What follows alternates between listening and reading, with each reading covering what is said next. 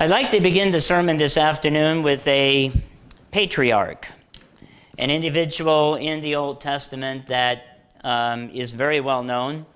And I'm talking about the patriarch Joseph. We will go there, and I'd just like to read the story. We're breaking into the middle of the story to a certain extent. It's after that Joseph had encountered unique dreams, and then he is sent on a mission by his father.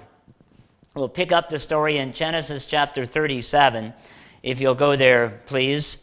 Genesis chapter 37.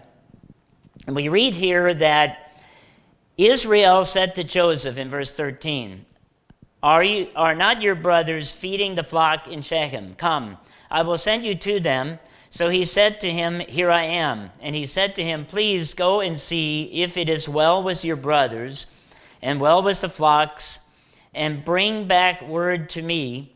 So he sent him out of the valley of Hebron, and he went to Shechem.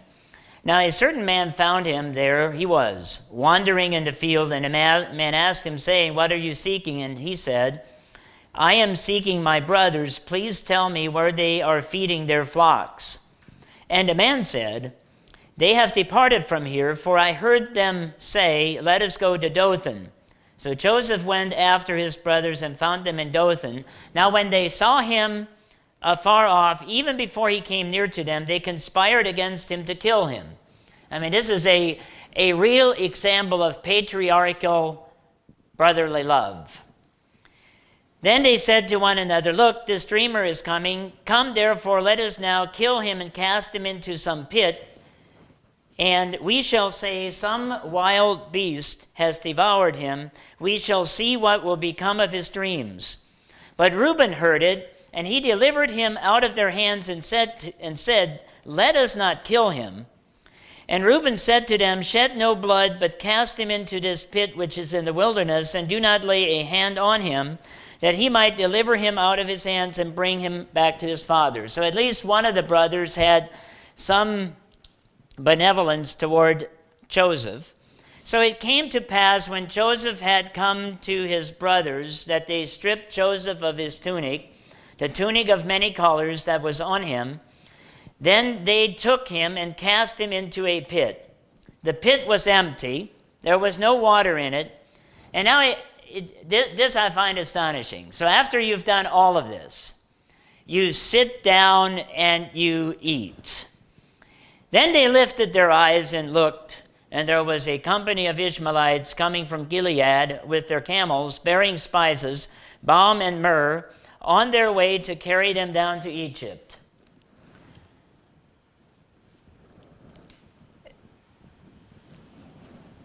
I lost my place here, sorry. Verse 29, Then Reuben returned to the pit, and indeed Joseph was not in the pit, and he tore his clothes, and he returned to his brothers and said, The lad is no more, and I, where shall I go?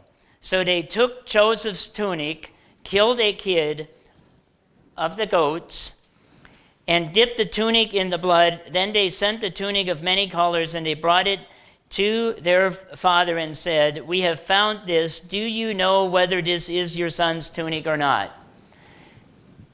So the interesting thing here is their approach to things. They did not tell their father what they did. They asked a question. And this is very common with deception. It's very common with deception because it prevented them ostensibly from having to lie. I mean, they could have said, Look, we found this. It's clear that Joseph has been killed. We're very sorry. But then they would have been lying. So what they did instead is they simply asked a question so that their father could draw his own conclusion. You know, how nice, how thoughtful of them to do that. And he recognized it and said, It is my son's tunic. Unfortunately, there was no DNA testing back then, because if it had been, they would have easily been able to take a test from the blood and recognize that this was a complete fraud. But Israel correctly concluded that it was Joseph's tunic. Then Jacob tore his clothes and put sackcloth on his waist and mourned for his sons many days, and all his sons and all his daughters arose to comfort him.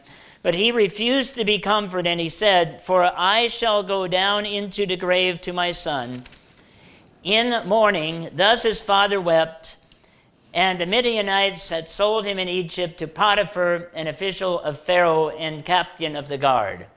So now we've read the story, a story that obviously we are all very familiar with. Joseph was the favorite son of Israel, and he went down to Egypt and was sold there to Potiphar at the behest of his conniving brothers. I'd like you to set that aside just for a moment. That sets the context of the patriarch that we're going to explore this afternoon, and I'd like to set the context and the framework for the message. I want to quote from a very famous quote from Theodore Roosevelt that I think has bearing or has application in the case of Joseph. You've all heard this. It is not the critic who counts, not the man who points out how the strong man stumbles. I mean, these are strong and powerful words that remain as true today as they were back when Theodore Roosevelt famously gave the speech in France. It is not the critic who counts, not the man who points out how the strong man stumbles or where the doer of deeds could have done them better. The credit belongs to the man who actually is in the arena, whose face is marred by dust and sweat and blood, who strives valiantly, who errs, who comes short again and again, because there is no effort without error and shortcoming. Whenever we do something, it is going to be imperfect. No matter how well it is planned, no matter how well it is executed, it is not going to be perfect. The only thing that is worse is to not do anything at all. And this is a common form of paralysis that intellectuals and people who procrastinate is the word I wanted to use. They continue to plan and they plan and they plan, because as long as you're planning and you don't ever execute anything, it is very difficult to criticize it. You can intellectually always propose how to do it better. But in my experience, it is when you do something that you learn something on how to make things better and things actually can get done.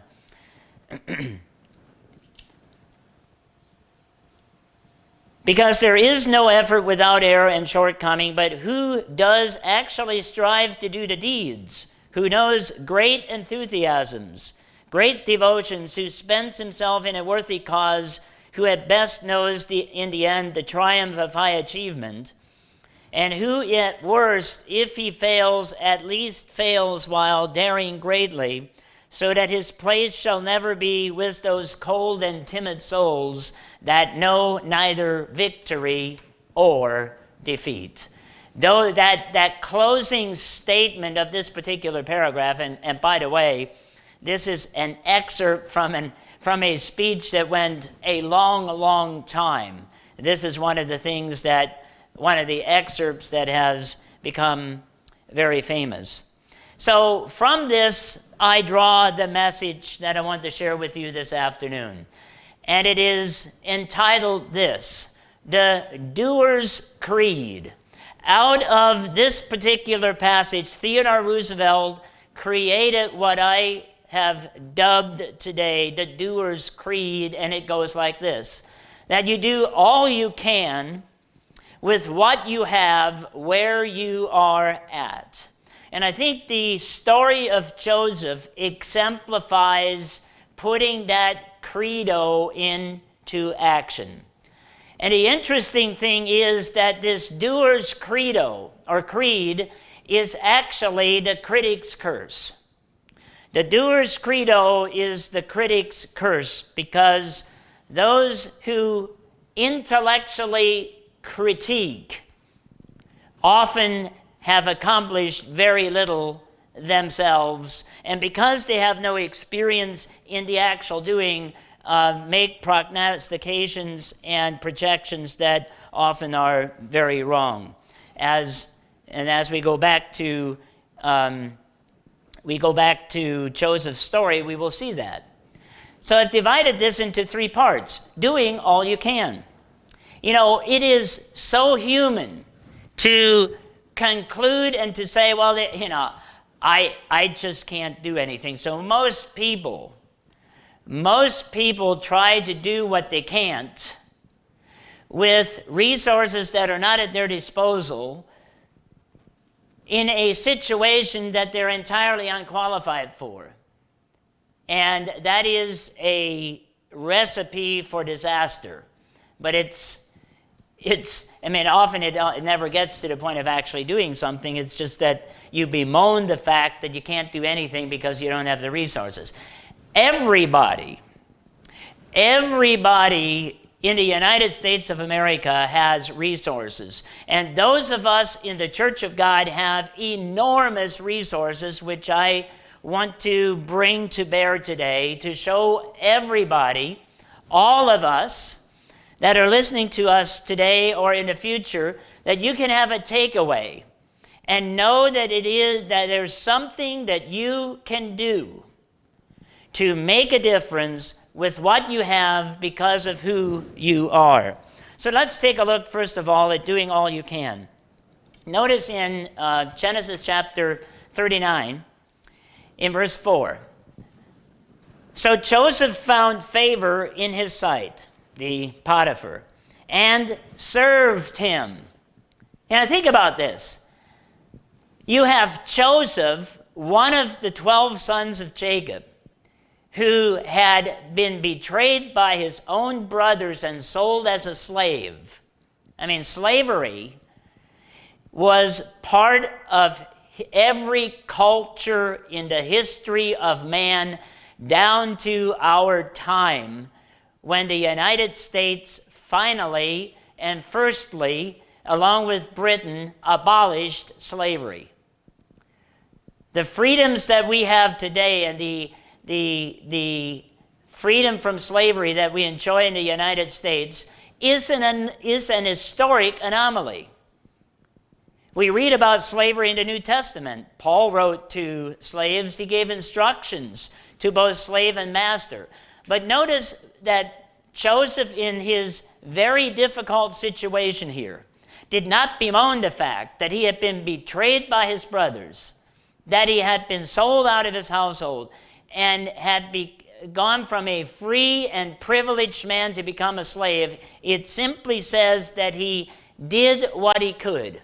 He served Potiphar. That was in his power to do. He served him, then Potiphar made him overseer. Because Joseph did what he could in the situation that he was, God was able to bless him in his situation. And Potiphar made him overseer of his house, and all that he had he put into his hand. You see, when we do things, it engenders trust, as it did here. So it was, verse 5, from the time that he had made him overseer of his house and all that he had, that the Lord blessed the Egyptian's house for Joseph's sake, and the blessing of the Lord was on all that he had in the house and in the field. Not only was Joseph successful, but because of God's blessing that was predicated on the fact that Joseph did something. He blessed the household of the Egyptian Potiphar. I mean, I find that to be absolutely amazing, but it is a truism. It requires our action in order for God to intervene. I've related this story before, but it bears repeating. Early on, when I came into the church, an elder told me that, well, he asked me a mathematical question, and he said, what is 1 times 0? I said, well, 0. I mean, even Amish math knew that. He asked me, what is 5 times 0? I said, still 0. So he said, okay, what is 5 times 2? I said, well, 10. And that was the result. That was the product, if you will, to use a mathematical term. So his point was that if we put forth 0 effort, even if God attempts to multiply our 0 effort by 5, it's still 0. But if we put forth an effort of 1, it turns into 5. If we double that to 2, the product becomes 10. If we take it to a 3, it becomes 15. If you push it to 4, all of a sudden it multiplies, shall we say, 20-fold. You see, Joseph in Potiphar's house could have sulked and not put forth any effort. And in that capacity, Joseph would have never known, as we read from Theodore Roosevelt's quote, the triumph of high achievement, which he later would. So here we have a great example of doing all you can. Now, let's drop down to later in the chapter, and I'm skipping over well, maybe I shouldn't skip over, so let me just paraphrase it. So Joseph was doing the right thing. He was serving Potiphar, and then he encountered multiple times Potiphar's wife who was trying to tempt him, and he did the right thing, and as the saying goes, no good deed goes unpunished. And then we find that here in verse 20. Then Joseph's master took him and put him into the prison, a place where the king's prisoners were confined, and he was there in prison. And then in verse 21, we have the statement that's just amazing.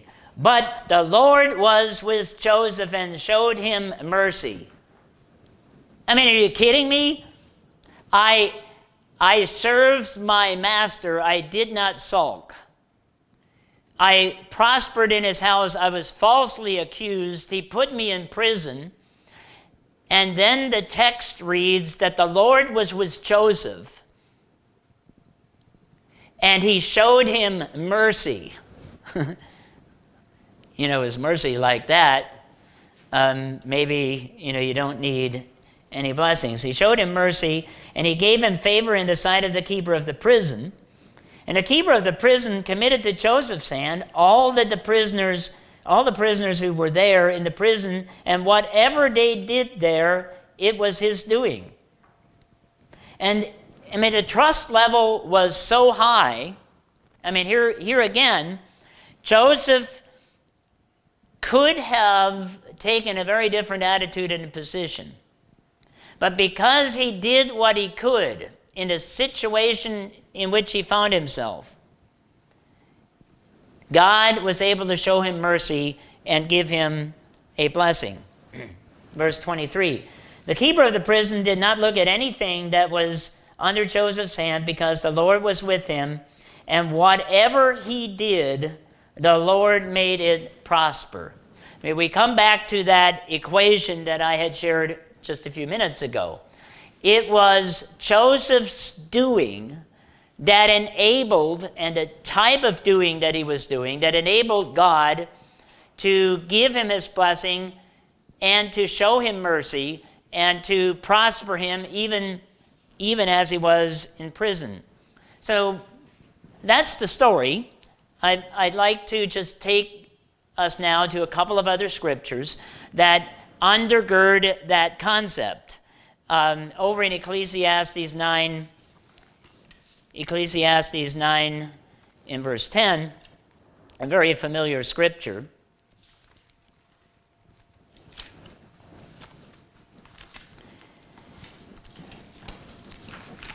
Ecclesiastes 9, verse 10. Whatever your hand finds to do, do it with your might, for there is no work or device or knowledge or wisdom in the grave where you are going. So do it. Whatever your hand finds to do it with your might. Give it everything you've got. And you will be amazed at what you can do with the little bit that you may think that you have. And, to those that have more resources, and, even myself, who maybe has more resources than most, it is still true that in order to be able to be effective, you have to do it with all your might. Whatever God has blessed you with, it is important to do that. I have here a little essay, Conquering the Enemy Called Average. That has become almost fashionable. Well, don't overdo it. Don't just be average. Actually, American exceptionalism is criticized. It is seen, as a bad thing. That's insane. We have been the recipients, as Abraham Lincoln said, of the choicest bounties of heaven. And, we're reading about the patriarch Joseph, and we have had the blessings that we have enjoyed in this country because God was faithful to his promise to Abraham. And as Abraham's children, we have been the recipients of those blessings.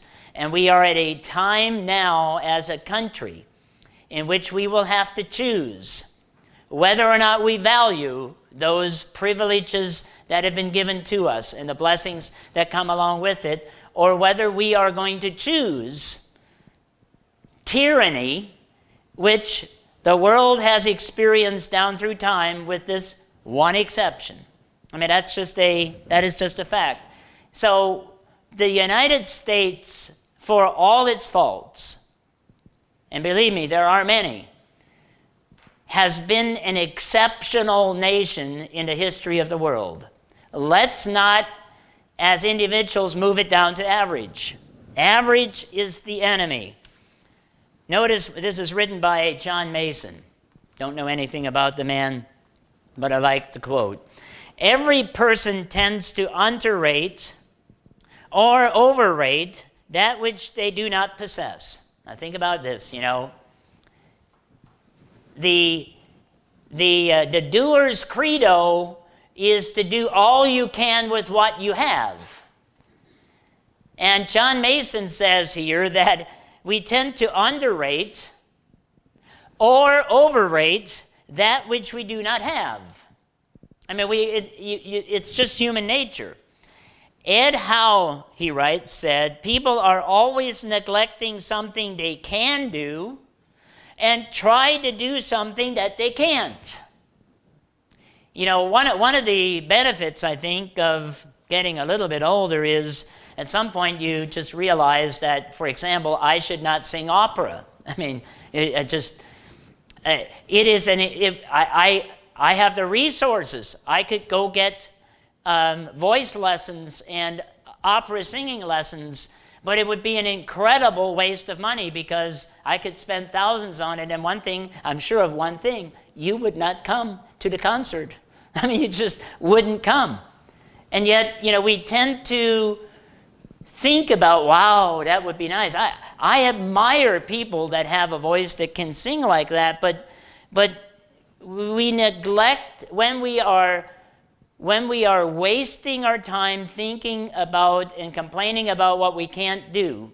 We are neglecting something that we can do, as he said here. So here is another quote from another excerpt from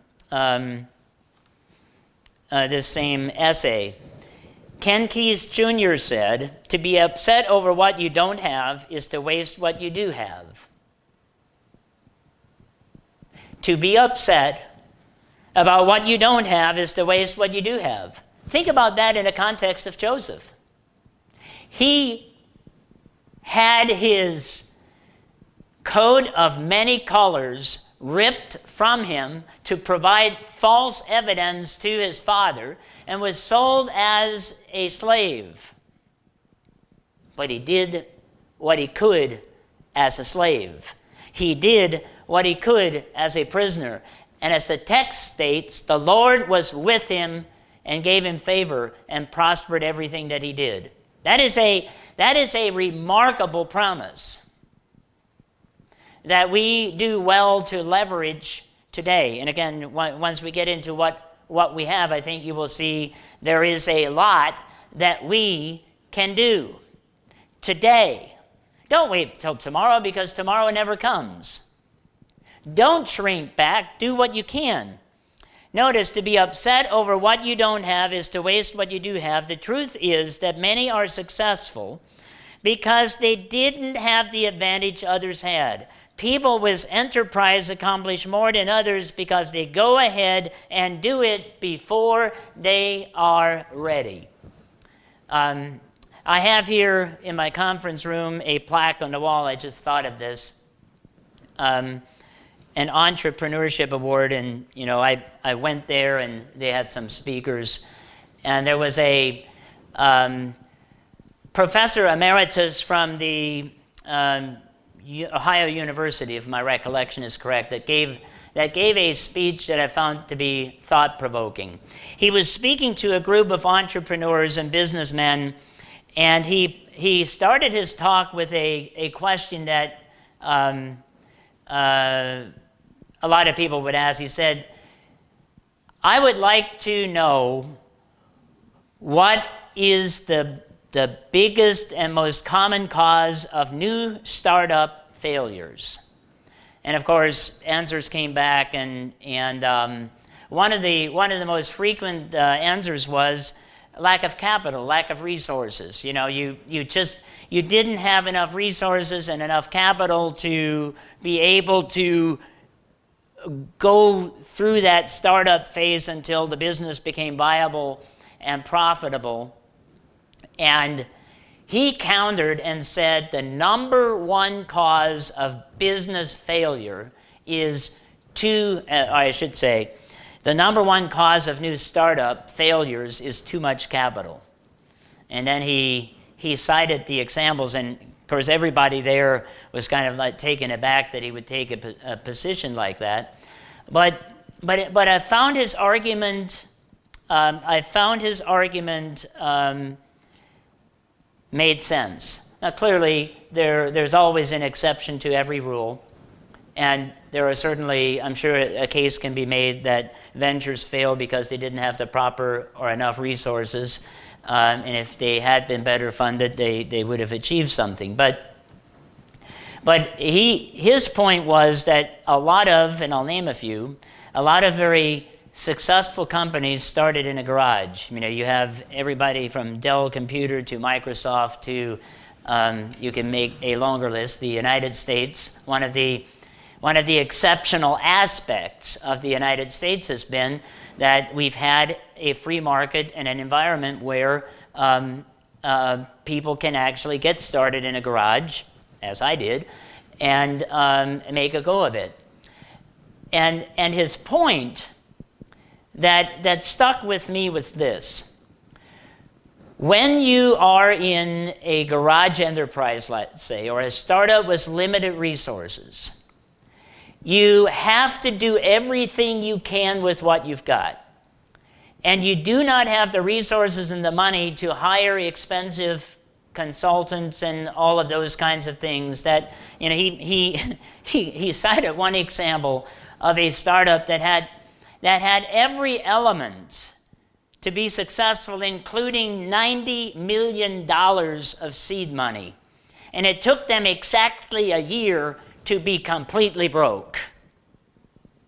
They hired the best consultants. They hired all the experts. They spent money like there was no tomorrow, and in the end there was no tomorrow because they lacked action. The other thing that this professor said that stuck with me is that when you are under pressure, and believe me, I know what that feels like. When you're under pressure to deliver, you either succeed or fail based on whether or not you are able to be innovative and creative enough to find a solution without experts and consultants. And when you do that, it bakes efficiencies into an organization that become part of the organizational structure and fabric that provides long-term success. When we take this back to, the New Testament church, and we take it to the story of Joseph, this is precisely what happened. Joseph did what he could with what he had in prison.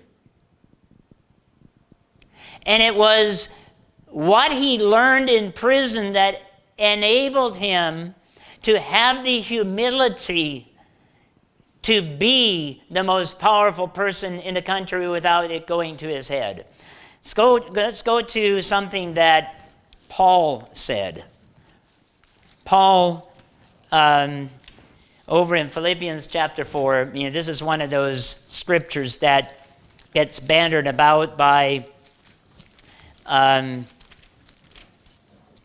Christians, and it's usually taken completely out of context. So I'm going to do what we normally do, and that is to take it out of context, and then we're going to look at the context. But if you've heard this once, you've heard it 1,000 times. I can do all things through Christ who strengthens me. That's Philippians chapter 4, verse 13. The mistake we made, and I believe that. I have no argument with the fact that that is true. I just want to provide context. Notice what he says in the very first verse prior to that, verse 11. Not that I speak in regard to need, for I have learned in whatever state I am to be content. And then he enumerates them. I know how to be abased, and I know how to abound. Remember what Theodore Roosevelt said? There is no effort without error and shortcoming, but he who does actually strive to do deeds, who knows great enthusiasms, great devotions, who spends himself on a worthy cause, who at worst fails. Paul said that he knew how to be abased, and he knew how to abound. That is part of our walk. That is part of life. There are hills and valleys. There are achievements, hopefully, and there are failures. The worst thing that you can ever be is to be numbered among those poor and timid souls who know neither victory nor defeat because, why? They do nothing. Paul did things, and he knew how to be abased, and he knew how to be abound. Everywhere and in all things I have learned both to be full and to be hungry, both to abound and to suffer need. I can do all things through Christ who strengthens me. And nevertheless, you have done well that you shared in my distress. That is the context.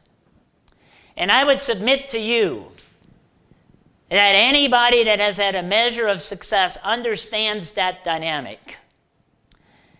That success, particularly spiritual success or success in preaching the gospel or living the life that Jesus Christ prescribed for us, is only done, can only be accomplished in the context in which Paul wrote to the Philippians. With great affliction in many cases and a lot of challenge, but succeeding by doing all you can with what you've got. So what have we got? What do we all share? Let's go, we'll go back to the patriarch Joseph first, and then we'll bring it to the present, because, physically or spiritually, everybody in the United States of America has resources. We just have to do something with them. Genesis chapter 41.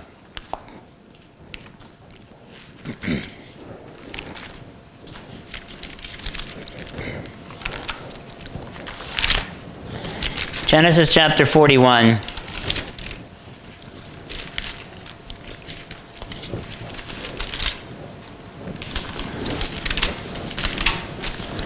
And again, I know, and I read the story of Joseph to kind of set the stage, and I'm making, I think, a very good assumption, and that is that everybody that's hearing this knows the story of Joseph. So I will just take excerpts here. So now we've got Joseph in a different environment, and I think it's interesting in how when he is in front of Pharaoh in verse 15, and Pharaoh said to Joseph, I have dreamed a dream, and there is no one who can interpret it, but I have heard it said of you that you can understand a dream to interpret it. So Joseph answered Pharaoh and said, it is not in me. God will give Pharaoh an answer of peace. So Joseph didn't claim to have the ability to interpret dreams. Even though he had done so, he attributed that ability rightly to God's revelation.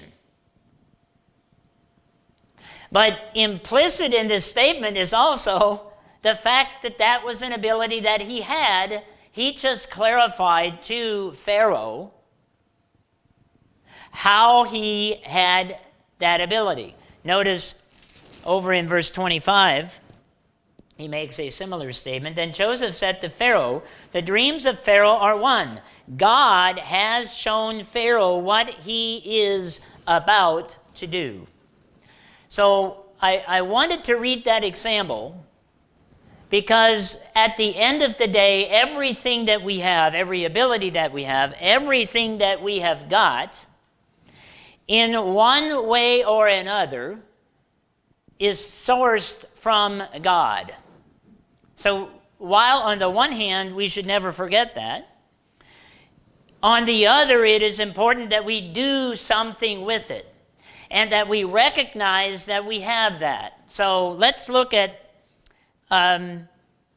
three things that we have that we can translate into action, and that should give us confidence to act, so that we should not be numbered among those cold and timid souls who know neither victory nor defeat. And if there's ever been a time in recent history in which we need a desire to not be numbered among the cold and timid souls that know neither victory nor defeat, it is right now in our current situation. Genesis chapter 1.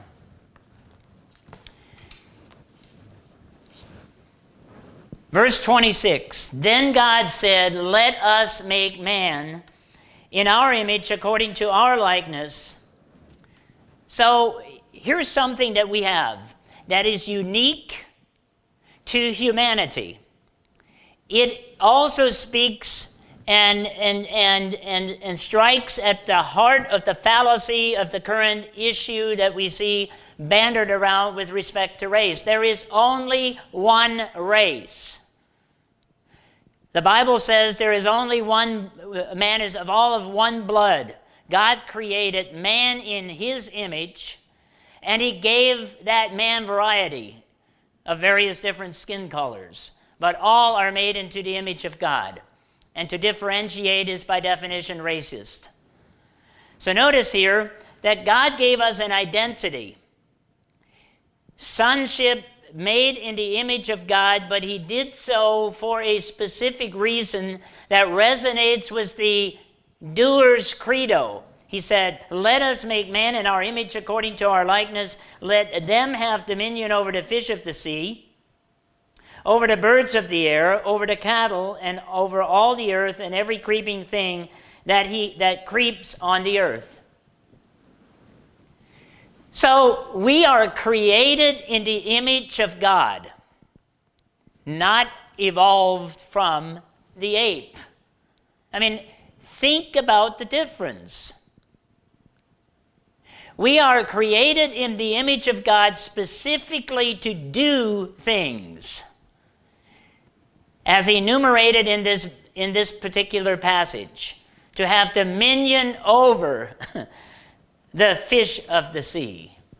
You know, if you follow the backstory, you know, we most recently evolved from apes who, you know, if you go back far enough, we supposedly climbed out of the sea, okay, and then walked upright. I mean, it is complete foolishness to suggest that something like that could have any basis in science.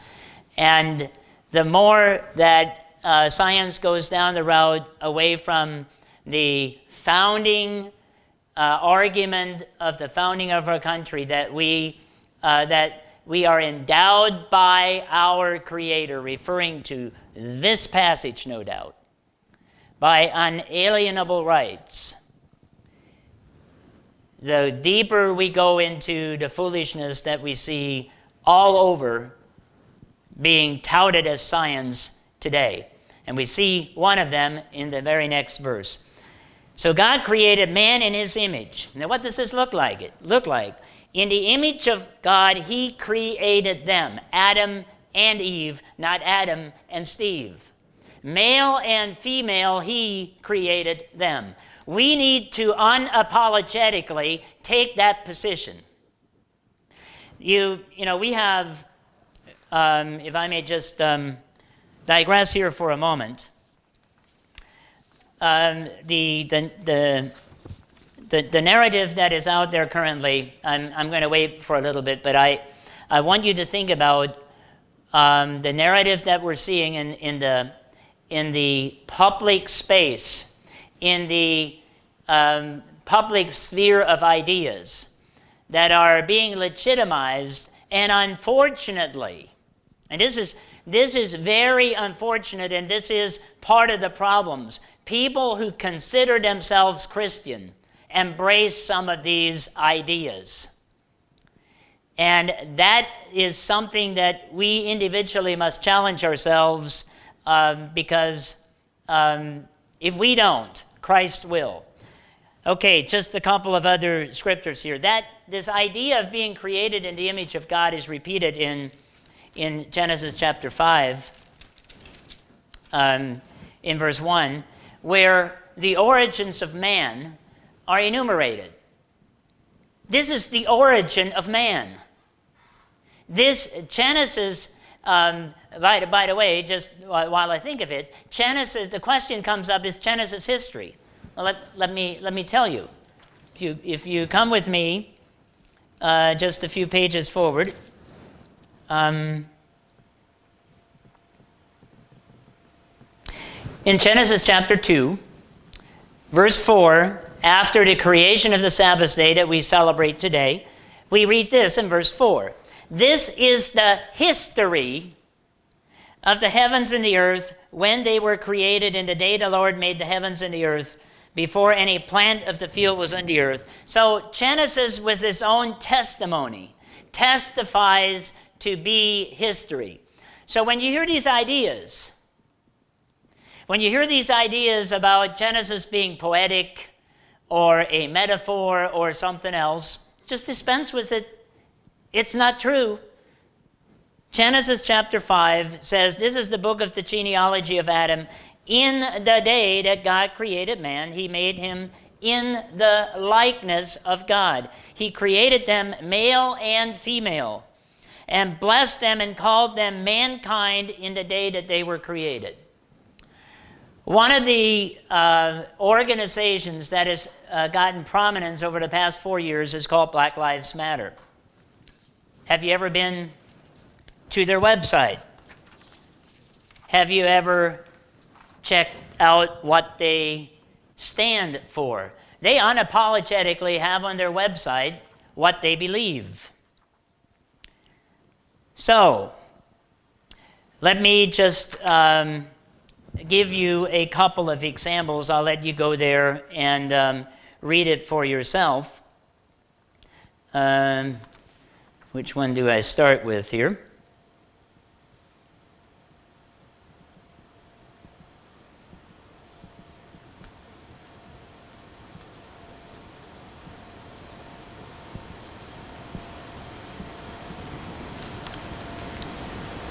So this is, remember what I just read. I've read twice by the testimony of the Word of God that God created man male and female and then formed the first family. This is one of their statements of belief. We disrupt the Western prescribed nuclear family structure requirement by supporting each other as extended families and quote-unquote villages that collectively care for one another, especially our children, to the degree the mothers, parents, and children are comfortable. One of their stated purposes is to disrupt the nuclear family. Here is another one. We foster a queer-affirming network. When we gather, we do so with the intention of freeing ourselves from the tight grip of heteronormative thinking, or rather the belief that all the world are heterosexual. That's just two statements from their statements of beliefs. That is diametrically the opposite of what the words of Scripture say.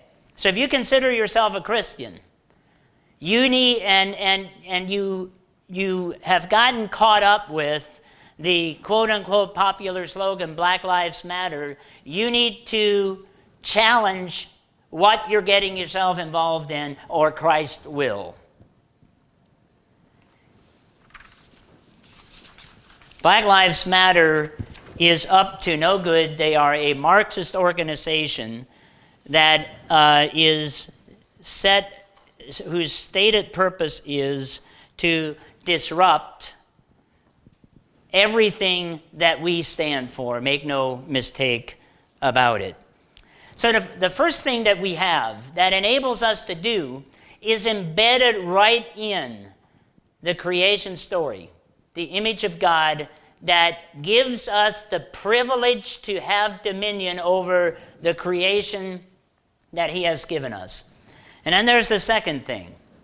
We have the truth. We have the truth. And the truth gives us the ability to act. John chapter 8, verse 32 says, "You shall know the truth, and the truth shall make you free," and I'm going to act to do. You know, when you know the truth, it says here, the promise is that it will make you free. I mean, I think a lot of people think about this in the context of the truth setting us free. But it says that it actually makes us. It shapes us and it makes us free and gives us the ability to do. So this is something that we've got that we have to stick to with everything that we have. Because this is a statement that, I mean, what we imagine and what we can conjure up in our minds and the fears that we have once we know the truth And when we know the truth is never as scary as the imaginations of the human heart. Truth sets free because it does a similar thing to love. Love casts out fear, and fear manipulates, and that is why fearmongers use the power of fear to get you and I to do things, is that is a mechanism of control. God gives us truth so that we can be made free. I mean, the line and in the sand here is huge. God is a liberator. Satan enslaves. God provides truth and love which drives out fear. Satan spreads fear. Satan spreads fear. 1 Thessalonians has a really pointed statement as it concludes in 1 Thessalonians chapter 5.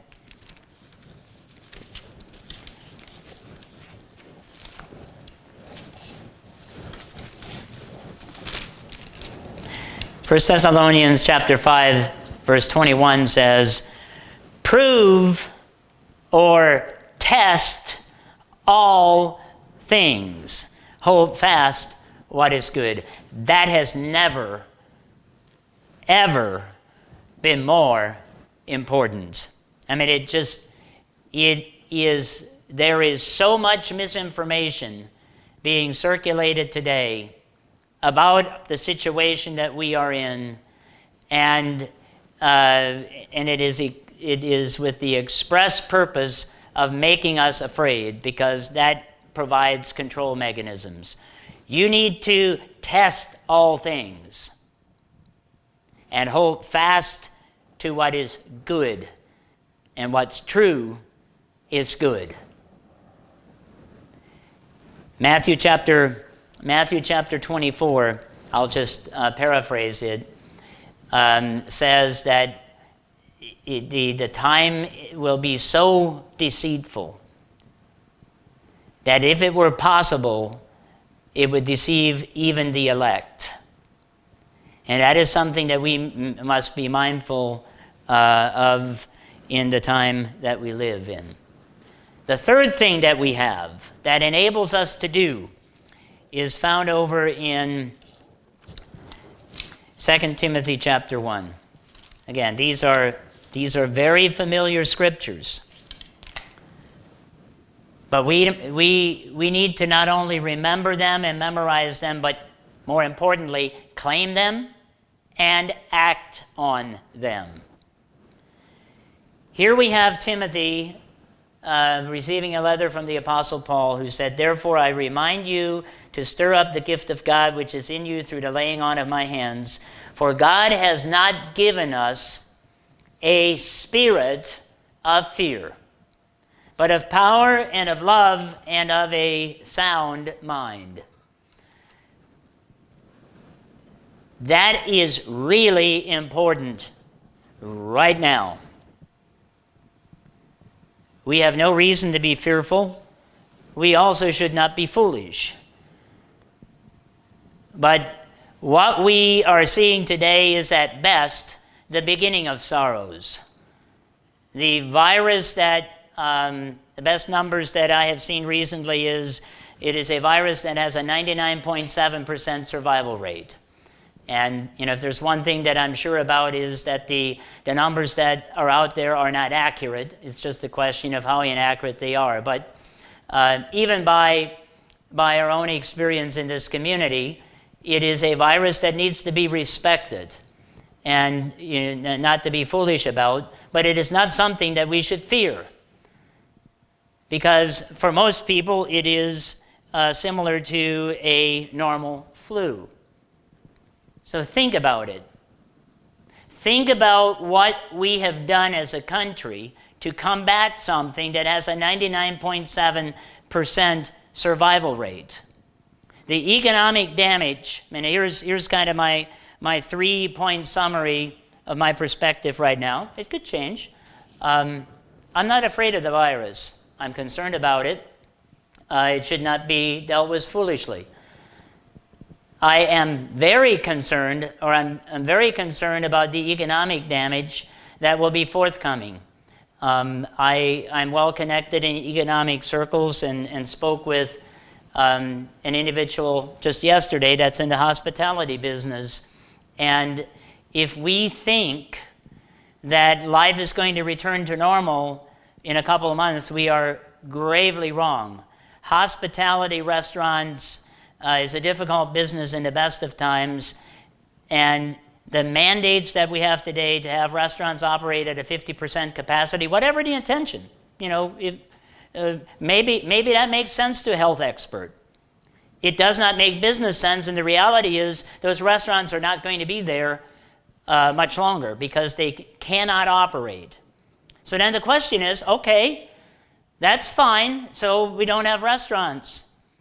So how do you feed the people? Well, you feed them at home. Okay, so now you have supply chains that get disrupted and food has to get reallocated. There's a whole mess of problems that is what you call unintentional consequences that have not even begun to hit us yet. And that's just one example. So I'm very concerned, as we all should be, on what the outcome and the consequences of that is going to be. Number 3, I am absolutely terrified at the very real prospect of us dismantling the foundations and the fabric and the structure of the most prosperous and freest country in the history of man. And it does not take much imagination to see how that can happen. If you go to Minnesota and Minneapolis, here's what is not commonly known. In a space of a week or so, in response to one incident with a policeman, they burned down over 1,500 buildings. It looks like bombed out Beirut.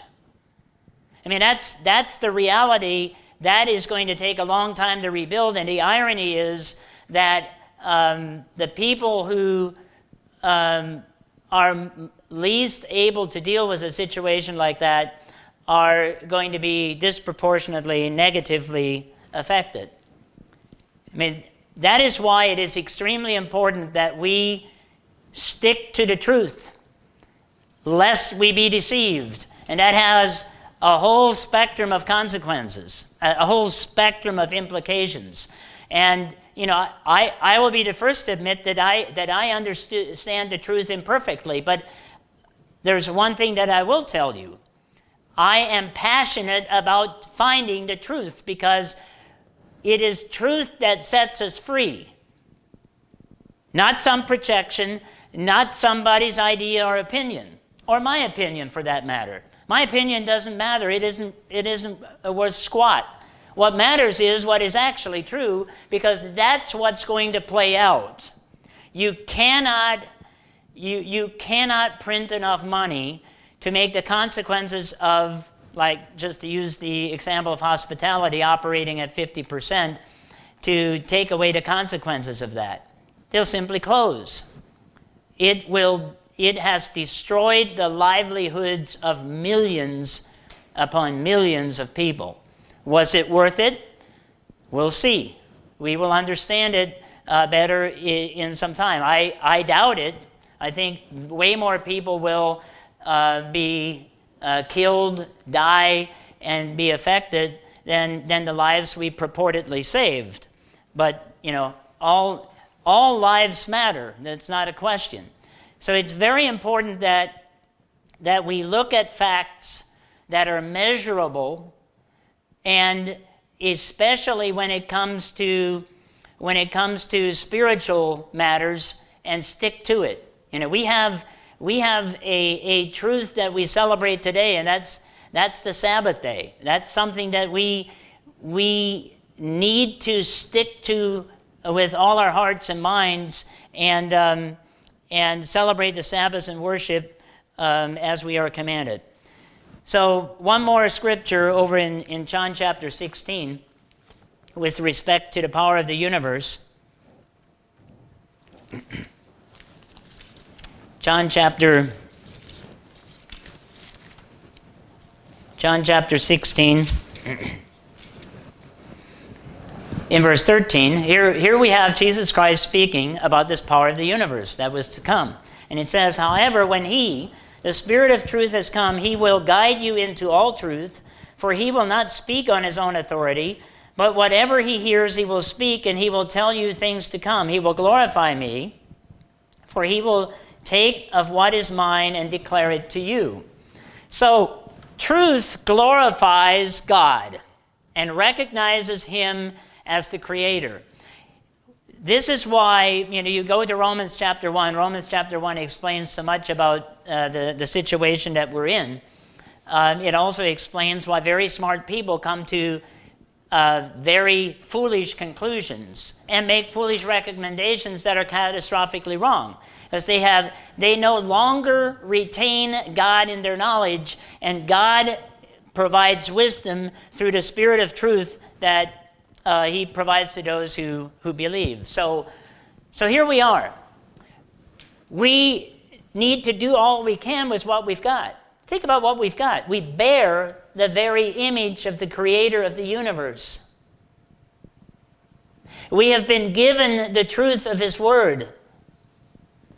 We have and we profess, and hopefully it's more than a profession, we profess to follow the embodiment of truth, because Jesus didn't say, I came to bring you the truth. He said, I am truth.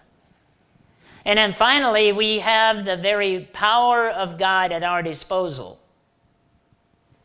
So don't tell me you can't do anything. We can do all things through Jesus Christ who strengthens us, if we have the courage to deal with the abasement and the controversy that will inevitably come with that kind of doing. So that brings us to the ultimate. Where are you at? Go back to Joseph in Genesis chapter 41. Genesis chapter 41.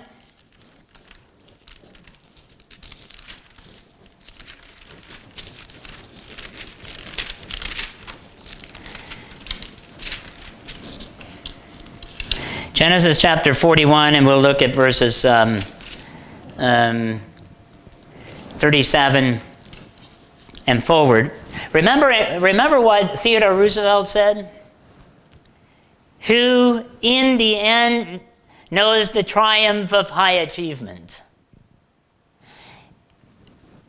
I believe Joseph had to be a slave first, a prisoner first, so that in the end he would have the character for the high achievement that God elevated him to in the land of Egypt, for the express purpose of saving the very brothers that had sold him there. Notice in verse 37, so the advice was good in the eyes of Pharaoh and in the eyes of all his servants. And Pharaoh said to his servants, can we find such a one as this, a man in whom the Spirit of God dwells? You see, this is what Joseph had.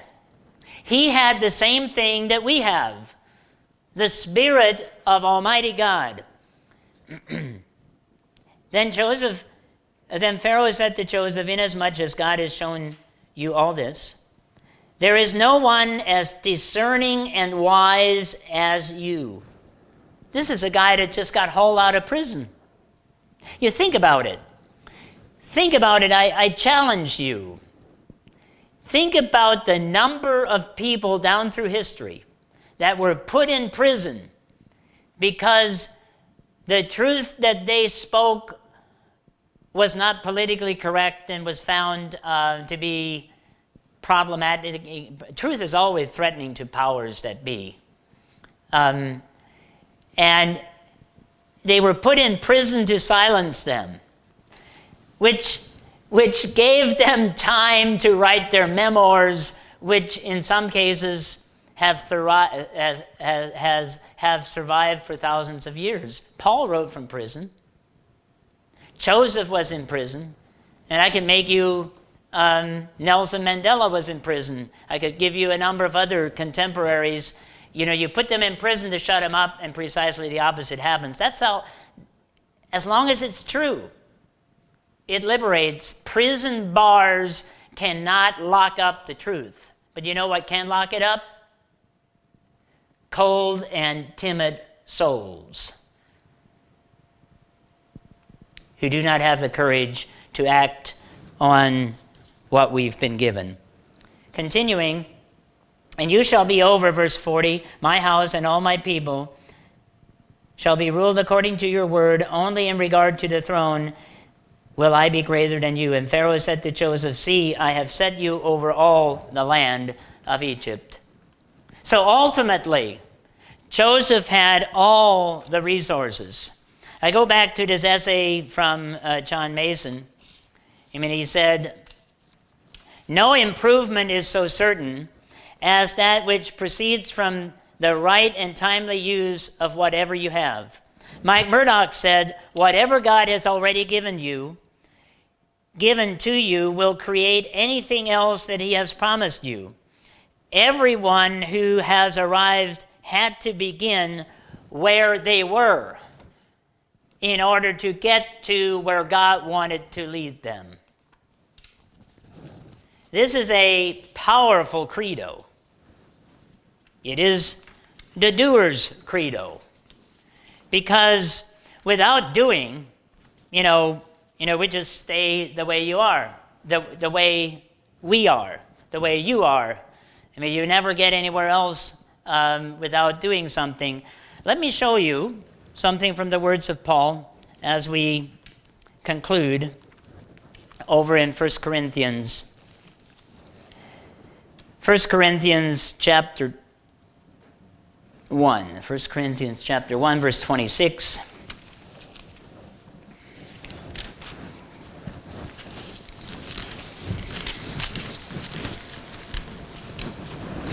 First Corinthians chapter 1, verse 26. For you see your calling. Not many wise according to the flesh, not many mighty, not many noble are called. And most of us could say, no kidding. But there was a purpose. But God has chosen the foolish things of the world to put to shame the wise, and God has chosen the weak things of the world to put to shame the things which are mighty, and the base things of the world, and the things which are despised God has chosen, and the things which are not, to bring them to nothing the things that are, that no flesh should glory in his presence. That's you and I, where we came from. I jokingly say I'm just an Amish guy who lost his hat. But we have to act. We have to be true to the doer's credo, to do all we can, not just what we can, to do all we can with what we have, where we are at. Ephesians chapter 2.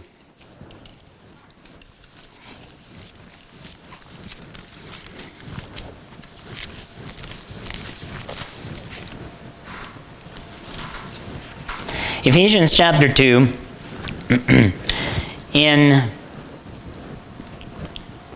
verse 12, speaks to where we were at that time you were without Christ, being aliens from the commonwealths of Israel and strangers from the covenants of promise, having no hope and without God in the world.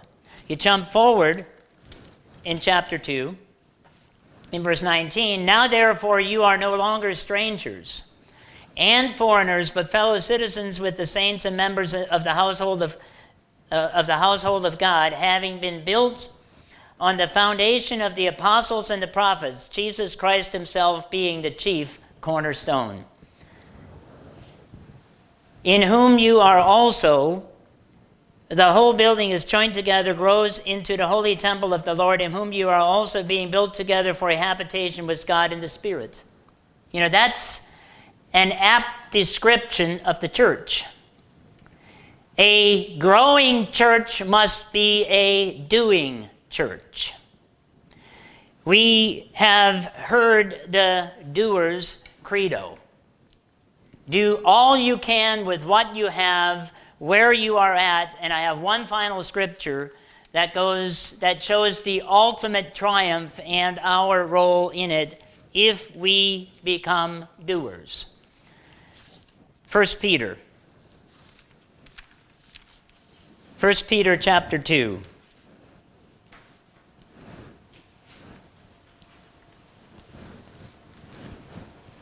Verse 9.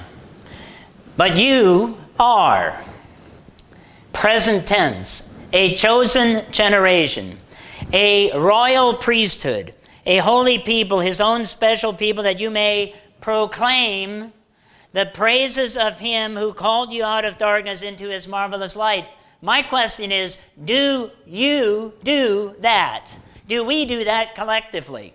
That is, if we are a chosen generation, we are that in order to do something. Who once were not a people, but are now the people of God, who had not obtained mercy, but now have obtained mercy. Beloved, I beg you as sojourners and pilgrims, abstain from fleshly lusts, which war against the soul, having your conduct honorable among the Gentiles, that when they speak against you as evildoers. You see, when Paul said that we can do all things through Jesus Christ who strengthens me, he did that in the context of being abased and abound. And if we do not do enough to convict and to create some controversy, chances are we're not doing anything. We're not doing enough. Notice it says that when we have honorable conduct, people will speak against us as evildoers. It's precisely the opposite from what you expect. That's frankly been my experience. Some of the things that I've done that you would have thought would have been well, let's just put it this way. My experience has been that no good deed goes unpunished. So now I just expect it. Do a good deed, expect to get beat up. And that's, and that's fine. Paul got beat up for doing the right thing. That's what we should expect. Often decisions that are the right thing to do are difficult decisions that are not popular. But it's still the right thing to do. And this is borne out by this conduct. Having your conduct honorable among the Gentiles, that when they speak against you as evildoers, they may by your good works, which they observe, glorify God in the day of visitation. That's where we will be. That's where we're going. Or should I say, that's where the doers are going. And the good news is, everybody, you and I, all of us, can do all we can with what we have where we are at. That's the doer's credo and the critic's curse.